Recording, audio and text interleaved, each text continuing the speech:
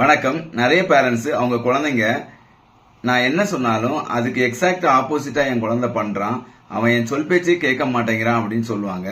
அதுக்கு முக்கியமான காரணம் என்னன்னு கேட்டீங்கன்னா அப்போஷனல் பிஹேவியர். அப்போஷனல் பிஹேவியர்னா நாம என்ன சொல்றோமோ அந்த குழந்தைங்க அதுக்கு எக்ஸாக்டா ஆப்போசிட் செய்வாங்க. இது மோஸ்ட்லி ஏடிஹெச்டி சைல்டோட ஒரு முக்கியமான சிம்டம்ஸ். அந்த குழந்தைங்க எல்லாரும் ஃபாலோ பண்ணக்கூடிய ஒரு ரூல்ஸை அவங்க ஃபாலோ பண்ண விரும்ப மாட்டாங்க. அவங்களுக்குன்னு தனியா ஒரு ரூல்ஸ் ஃபார்ம் பண்ண பார்ப்பாங்க.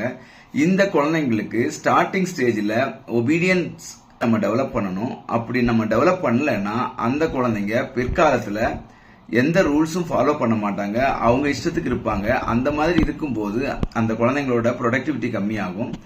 அதுவே அந்த குழந்தைங்க நெகட்டிவ் பிஹேவியர் பண்ணும் போதெல்லாம் அந்த குழந்தைங்களை நம்ம கரெக்ட் பண்ணி அந்த குழந்தைங்களுக்கு பாசிட்டிவ் சைடு நம்ம டெவலப் பண்ணோம்னா அந்த குழந்தைங்க நம்ம ஒபீடியண்டா டெவலப் பண்ணுவாங்க. அவங்க மெச்சூர் ஆனதுக்கு அப்புறம் சமுதாயத்தில் இருக்கக்கூடிய தேவையில்லாத ரூல்ஸ்களை உடைச்சி புதிய ரெவல்யூஷன் உண்டாக்குவாங்க. அந்த குழந்தைங்க புது கண்டுபிடிப்புகளை உண்டாக்குவாங்க. அதனாலதான் எப்பவுமே ஒரு ஆட்டிசமோ அல்லது ஏடிஹெச்டியோ இருக்கக்கூடிய குழந்தைங்க அவங்க நார்மல் ஆகும்போது அவங்க நிறைய கண்டுபிடிப்புகளை கண்டுபிடிக்கிறாங்க, அவங்க சக்சஸ்ஃபுல்லா ஆகிறாங்க.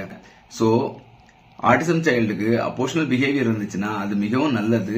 அதை இனிஷியலா ஒபே பண்ண வச்சு அந்த குழந்தைங்களை இனிஷியலா ஃபாலோ பண்ண வைக்கணும். அவங்கள ஃபாலோ பண்ண வச்சிங்கன்னா அவங்க லீடரா மாறுவாங்க. அவங்க லீடர் ஆனதுக்கு அப்புறம் பல தேவையில்லாத ரூல்ஸ்களை உடைச்சி நல்ல விஷயங்களை கொண்டு வருவாங்க, நல்ல கண்டுபிடிப்புகளை கொண்டு வருவாங்க. இந்த குழந்தைங்களை நம்ம ப்ராப்பரா டெவலப் பண்ணோம்னா நம்ம கண்ட்ரிக்கு நல்ல லீடர்ஸும் நல்ல இன்னோவேட்டர்ஸும் கிடைப்பாங்க. தேங்க்யூ.